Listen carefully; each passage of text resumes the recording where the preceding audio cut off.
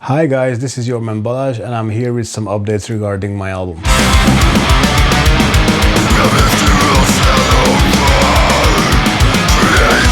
I haven't done these updates in a while, and the reason behind it because I got slightly delayed with a few things. So first of all, I think the last one was before summer or in summer, and the vacation with the family and all, it just didn't work out the way I wanted.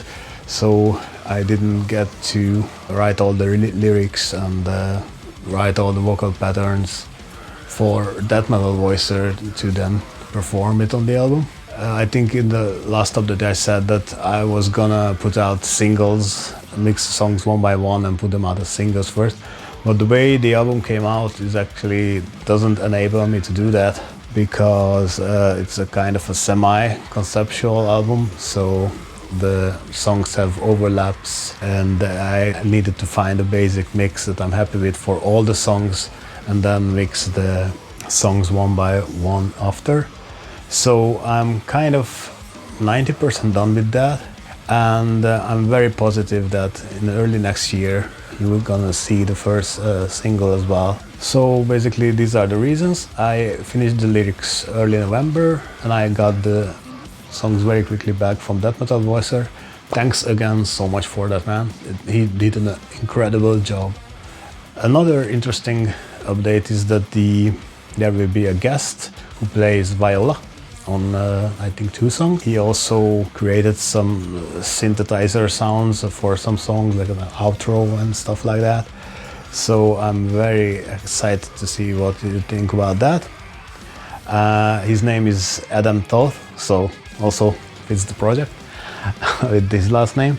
He played in some bands, Art of Dethroners, and now he's playing in an experimental jazz band called Kajgün. So yeah, go check them out. I will link them in the description. So I have a title for the album finally, obviously because I have all the lyrics. It's gonna be called Equation 2, the antithesis of life and free will, and it continues on the path of the previous EP. There were about 8 or 9 more sections of this anti-life equation from DC Comics, and I thought, why not just create songs around those? And so now we have the whole equation saga, if you like. Again, it's not about anything in DC Comics as such. I just really like the concept of this mathematical formula, or I think psychological or something like that formula that like this main evil guy Darkseid can use to control people's minds and basically take away their free will. So it's pretty relatable, I would say, in today's times. So that's why I chose this topic. Yeah. I'm gonna show you how I program drums. So programming drums is always like this black sheep, I think. Nobody talks about it. That metal album has program drums. I'm not one of those. I think I started to get pretty good about it. I will show you how I program drums. It's not a tutorial, it's not how you have to do it. It's how I do it. And if you like it, you can follow it. It's up to you, really. So before I get into it and I actually start to show you how I program the drums, I would just briefly tell you how I approach programming drums. So I would talk about 4 steps here. The first step would be the creative programming, when you actually come up with the patterns or use grooves or loops from loop backs or whatever, and combine them to make a cool drum pattern, basically. So that's one of my favorite things to do. And the second point would be velocity and position. So that's when you kind of start to humanize the drums with adjusting velocities and positions. I will talk about it in detail in the video. And the third part would be humanize. So whatever you programmed so far, try to make it imperfect. So that's an easy part. You can do it manually or you can do it just with the built-in stuff in the DAW. And the mixing. Now, I'm not gonna talk about the mixing today, only the first 3, but because the mixing is part of the process, it has to be in the back of your mind that you don't push everything to the maximum velocity, because there will be a mixing of the drums involving compression, involving clipping. And because of that, if you, let's say, put your velocity to 127 all the time, so that's the highest like power the drummer would hit the drums with, and if you then compress them, it's gonna be like a flat line. So that would be screaming programmed drums from 100 miles away. And as opposed to mixing real drums, programming drums is to make it rather human, while when you are recording live drums, it's about making it more like a machine, funnily enough. So basically, that's what you will learn in this video. So let's go into my DAW and I show you what I will do and how I would approach programming part of a song. So welcome to my DAW, and this is a track 7 or Divided by Misunderstanding, one of the songs on my album, and I tried to recreate the drums for this small part of the song. I'm gonna use ezdrummer 2. It's my kit based on the basic modern kit. The metal machine is the majority of the kit, but the snare is from the metal pack. And this is how it sounds. Kick, toms. I think it's mostly the Andy Sleep basic mix or something like that in the pack. So this is my go-to drum VST when I'm recording some guitars. This is gonna give the sound to the MIDIs I'm placing, but I'm not using this MIDI editor in ezdrummer because I think it's pretty hard to use it properly here. I will just create a MIDI section and I will use that to basically drive the ezdrummer. So there are 4 tracks: a MIDI track, the ezdrummer instrument track, and a guitar stem, basically 2 guitars and a bass, and this is the part.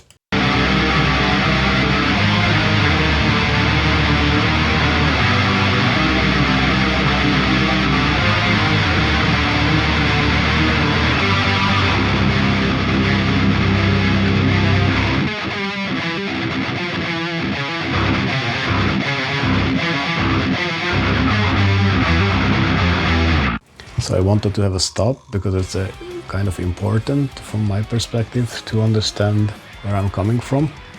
And then it goes into like a very trashy part.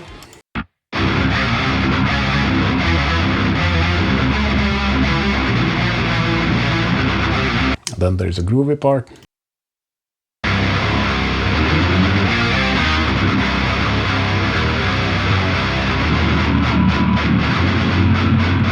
And the stompy part.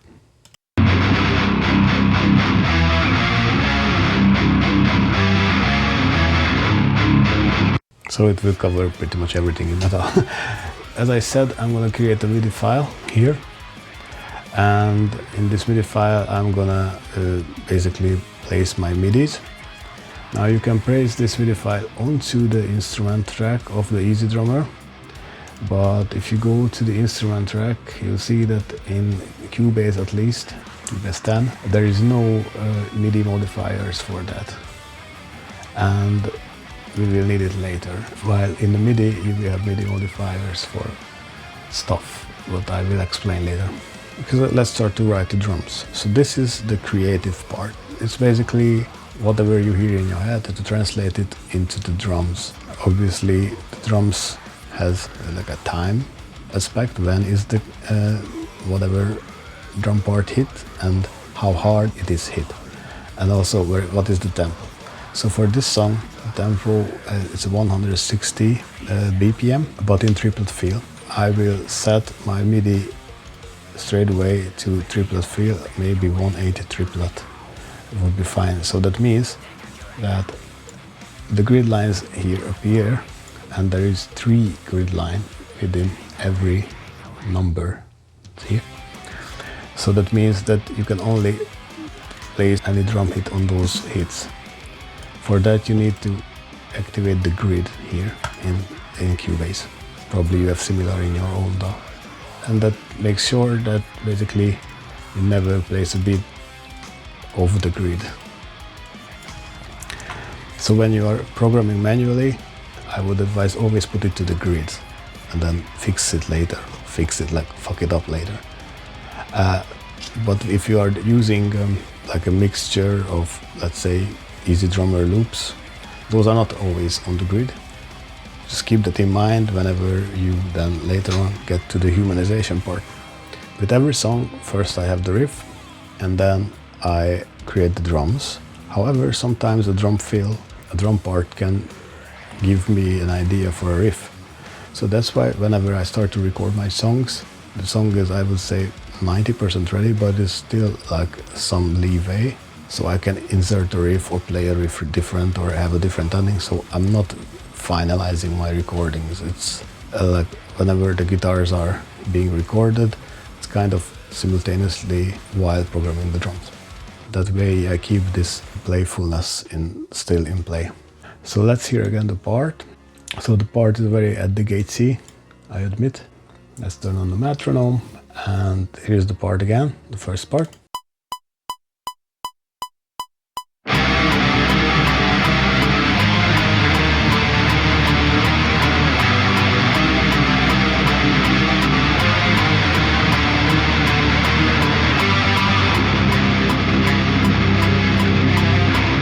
Maybe that's enough. I always wanted a very Eddigacy vibe for this song, obviously, because it's a very Eddigacy guitar part. What can be more Eddigacy than a skank beat in triplet feel? Skank beat is basically patu patu patu patu patu patu, but with the triplet feel it's patu pa patu pa patu pa patu pa patu, or something like that. So on the ones there is a kick, and the twos there is a snare. So this is how it hopefully goes. And I play it with the rim shot. So that's still, you have to think about when you're programming drums, what can a drummer play, and the rim shot is when they hit the center and the side of the snare at the same time. It's very powerful, but also they cannot play it after a certain BPM. It's easier to try, because you will hear if it's very unnatural. So I think this should be the pattern. So there is a snare on every second, like so. Let's see if I'm correct. Okay, I actually wanted this on the whole part. So now I have one section programmed. I will just copy this section multiple times.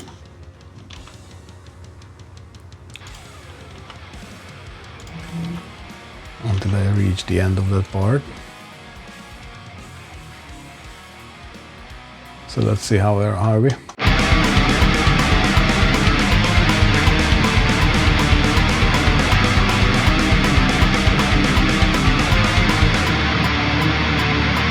Still a few missing.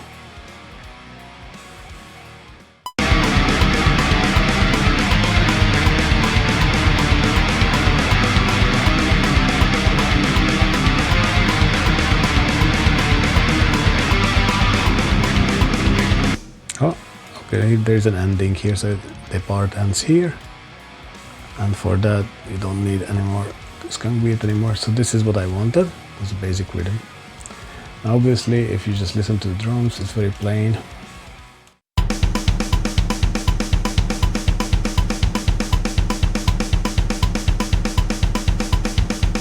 Something is missing, right? You need cymbals. You wanna start with a crash hit and actually hit both crashes at the same time to give it an impact. And the skunk beat, there are multiple variations. There is one where the, like, let's say a hi-hat goes with the kick. There is one where the hi-hat goes with the snares. That's like the more hardcore one. The kick one is like the more thrash metal one. And there is that I think maybe Slayer did first, I'm not sure, but I heard it on Slayer first when it's on both. So the kick and the snare. And at the Gates and the Haunted use that a lot. It's mostly an open hi-hat, and I really like a very open hi-hat, so I will go with open hi-hat 5. I program a hi-hat to each snare and kick.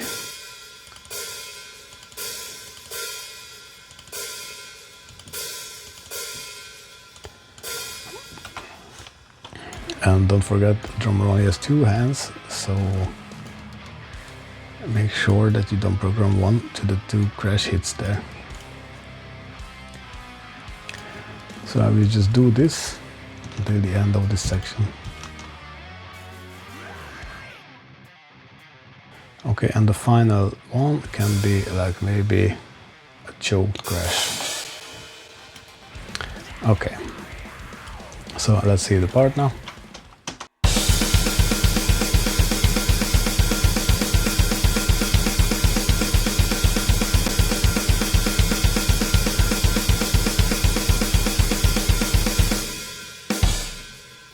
Okay, more like it. So let's hear it with the guitars.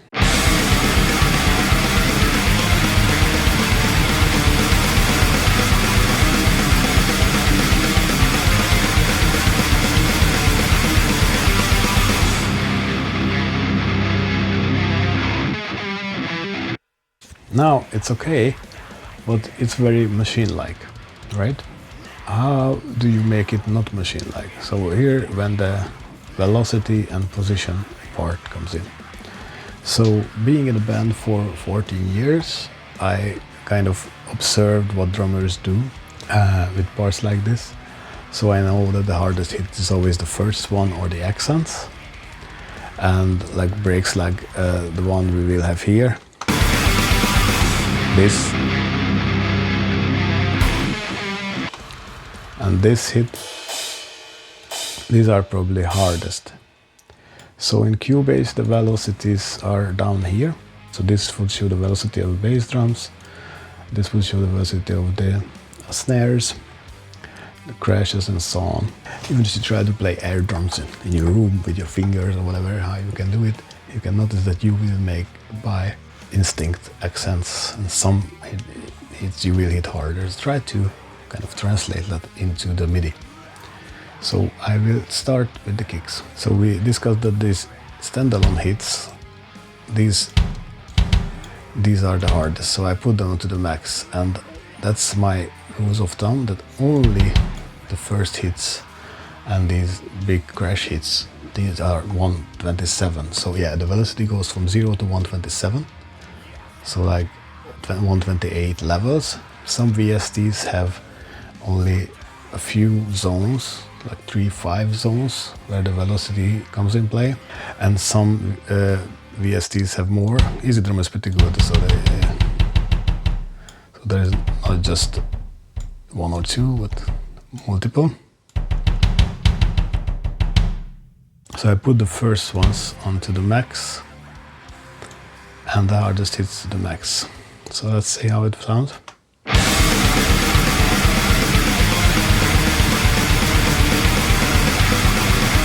Okay, you immediately hear that in this part, in this hit should be hard as well, and should be like a crash or something. So let's do that, and let's put the crashes to the max too.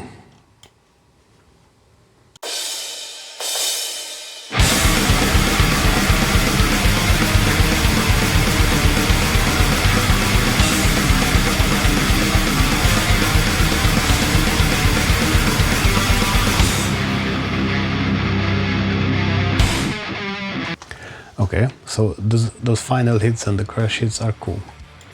But you can hear that in the middle, these are still like a bit weak. I think overall these other hits can come up a bit as well. So these are around 100. I think the default is 100 that you put it. But I think every drummer should be able to, in metal, should be able like a 110 niche sound. So that's 120. At least 110, 115 is okay. So let's hear how does that sound.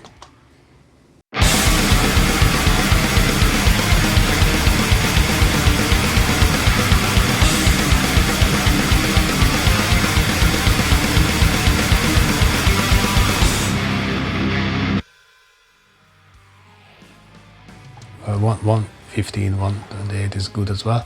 And I can actually utilize that for all the hi-hats as well. So there shouldn't be a hit that's lower than that, I think, in metal, even for this part. You have to keep it in mind by adjusting the velocity. You will have mixing, so there will be compression, so you don't barely put any notes to 127. So that's how it sounds now with these changes.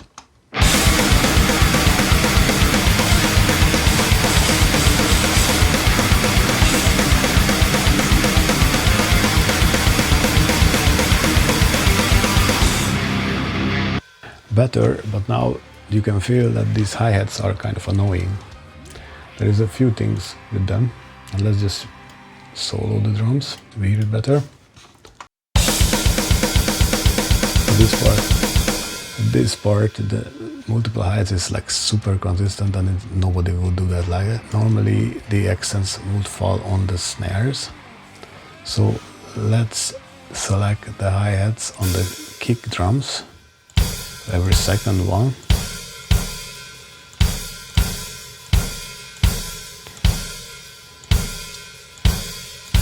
Because by instinct the drummer would hit the first one a bit less and the one that comes with the snare a bit harder. So I selected this part and I just a bit lower that. So let's hear how it sounds now.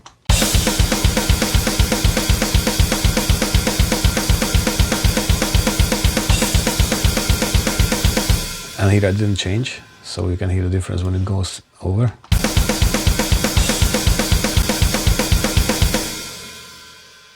But instead of actually doing that again, we just copy this part. Okay, cool.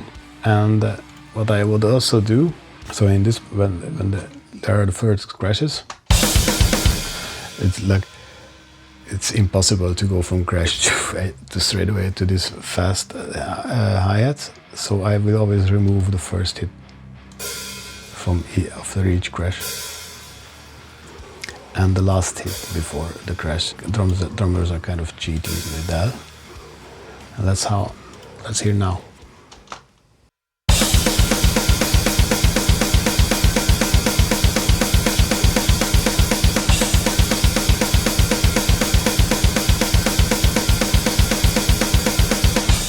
Okay, I think the hi-hat is good. But the kick drum, I feel in this riff there are more accents. Let's see how it sounds again.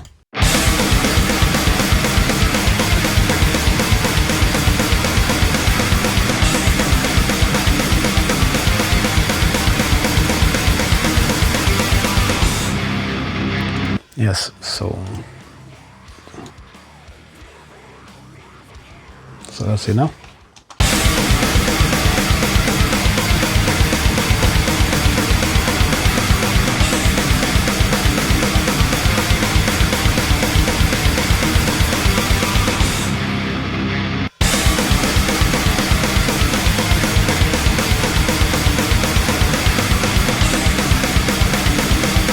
Okay, so where I felt there is an accent, I put something there. And also feel that this last one is actually so accented that it can be a crash. So let's put it crash 2 and remove the one hi-hat and this hi-hat. And let's repeat that here too.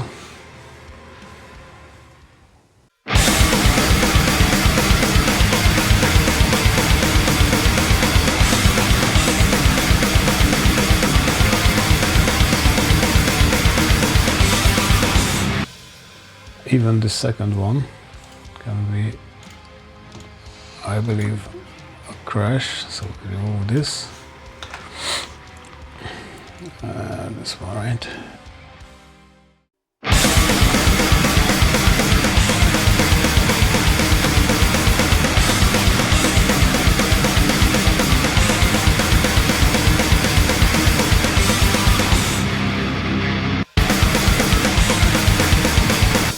Even this can be I think, and you notice I put the crashes like crash 1 and crash 2, like just to make it a more varied feel. And again I remove the hi-hats there, and let's see how it sounds.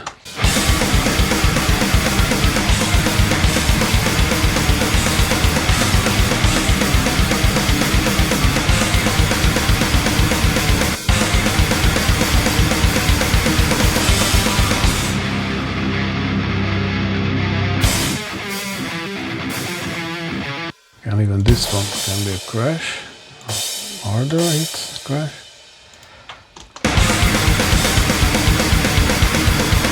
And this one too.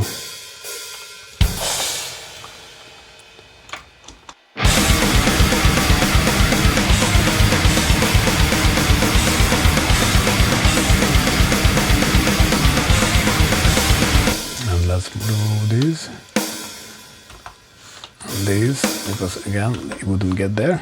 So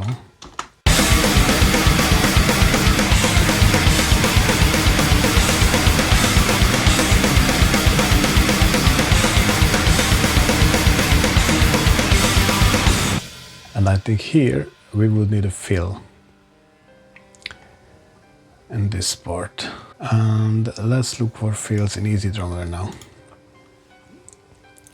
Search for fill, the swing and the fill. Toms.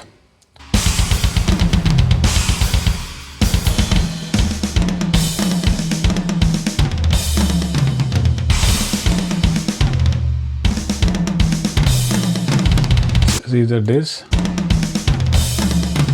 this. Let's use this fill, and I will just put it here for now.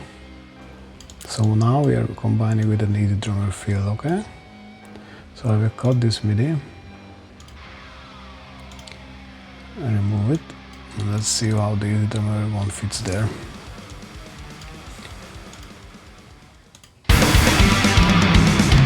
Okay. We don't need that port, but we will need that final ending there.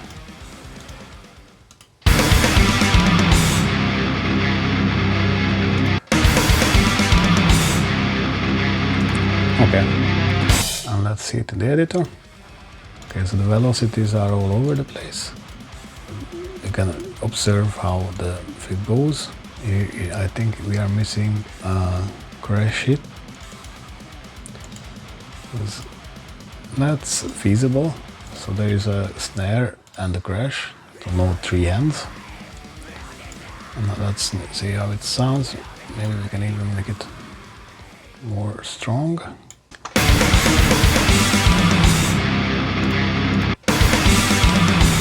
Okay, perfect. So now we have an ending. The only thing we didn't adjust was actually the snares. And let's see how that goes.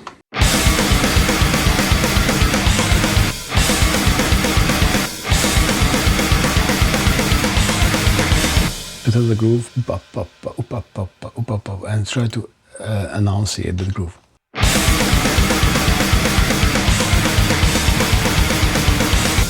So I feel that the first hits might be stronger after each bar, or even half bar.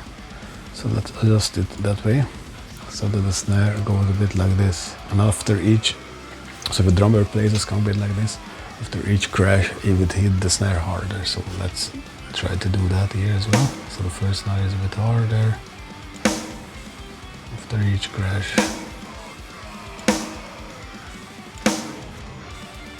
Because he finds his way back to the drum kit or the drums, and allow for him to control his hits. And let's see how it goes now.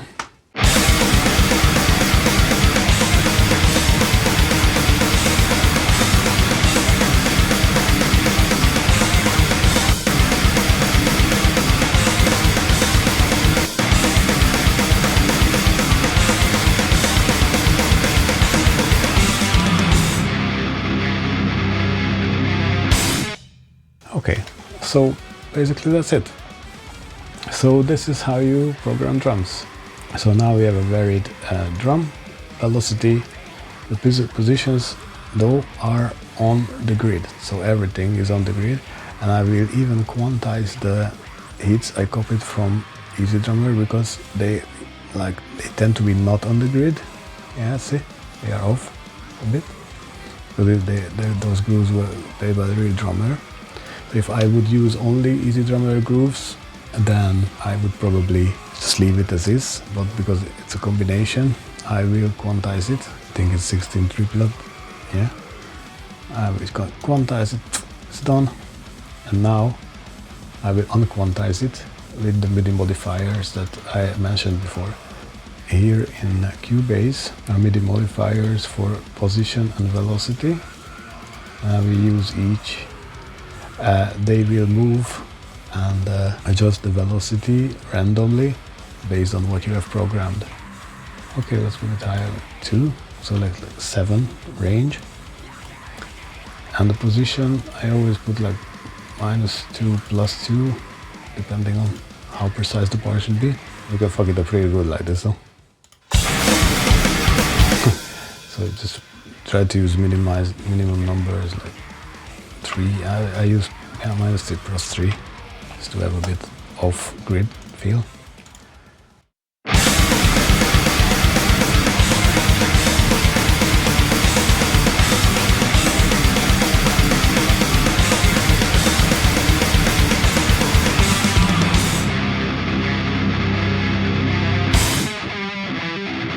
Okay, so we are by the next part.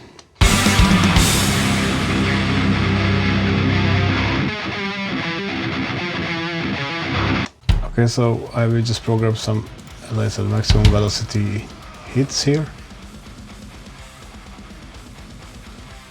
So just simple tush, tush, tush, tush, tush, or something like that.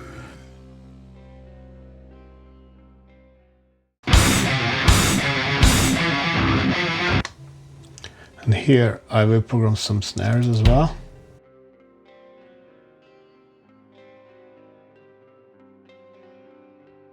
So now we have this.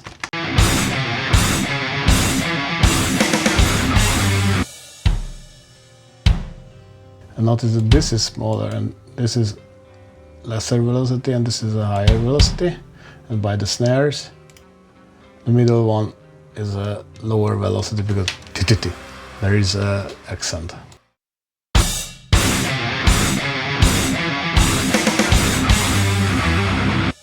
And here, maybe.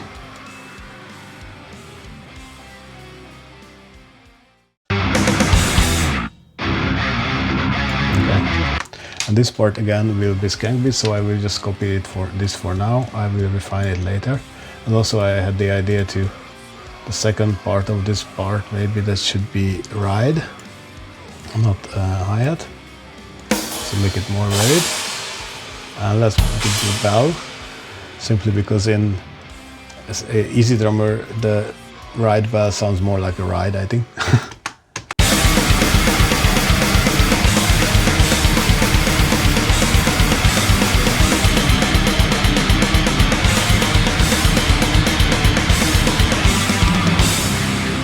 Okay, that's cool. And let's copy this for the next part because it's also skank beat. I don't want to waste time with that now.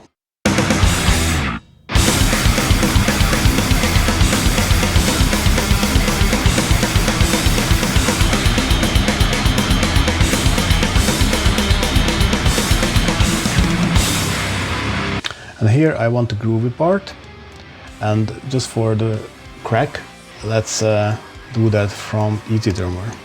And the reason why I want to do it, because I want to show you something. So I imagined like a half beat with crashes, and I actually have a favorite one for that. This one right here. So, okay. Okay, so I copied it there. Let's see in the editor.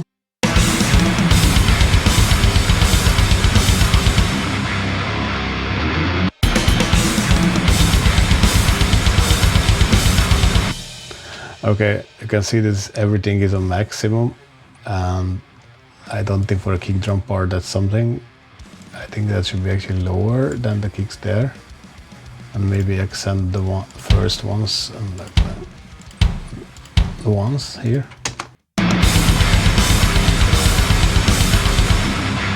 Okay, and that snare, that can be rim shot. This is a ghost note, so believe it.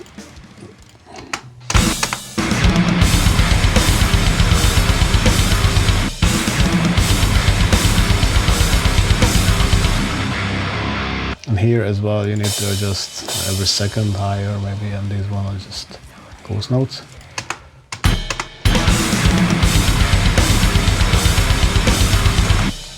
Okay, I can copy this again.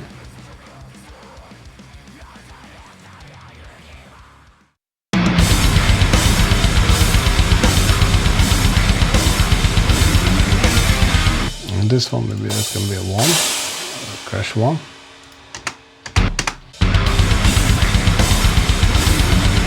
Here I feel like there should be a feel, but again I will do that off camera. And go it again.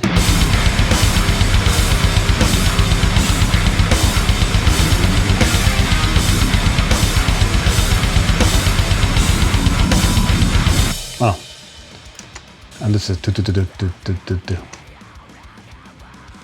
let's do it like it plays the guitar part.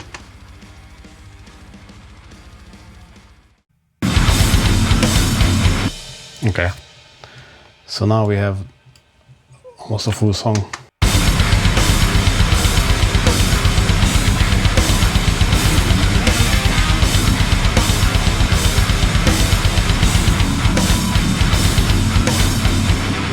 I just wanted to show you that with ezdrummer, sometimes the velocity is on max and you need to lower it. For the next part, I just want a very single stampy rhythm, like because it's a pretty complex rhythmically guitar, so I just want like a 4/4 with like something slow, and that will be maximum velocity because it's slow. Here is the snare.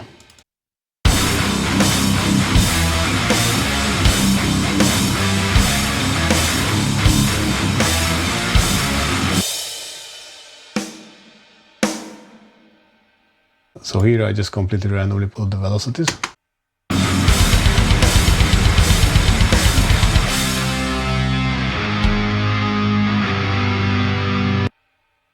So let's check out the part we programmed. Yes, of course, there can be still fields here and there and all the, you know, mumbo jumbo, but basically that's what it will be.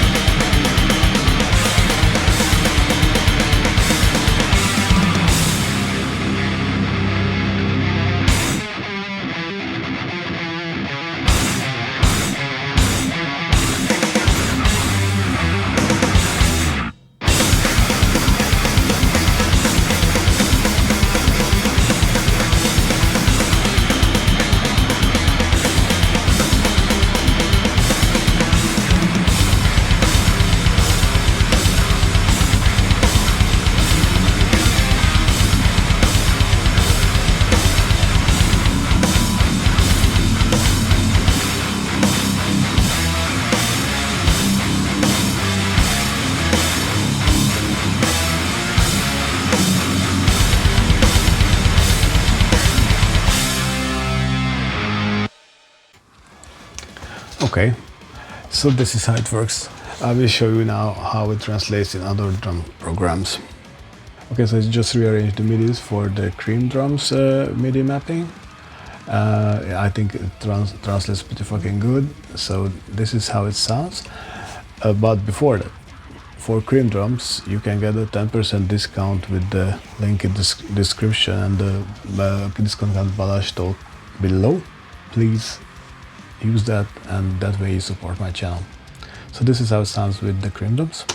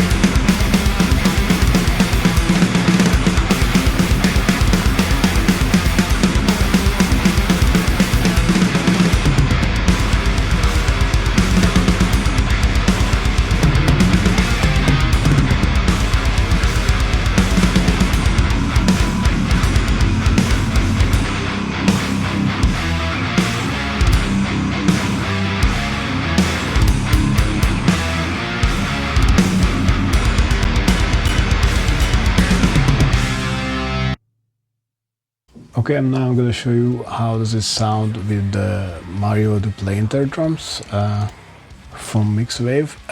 Here I had to reduce all the velocities and even reduce the volume of the whole kit.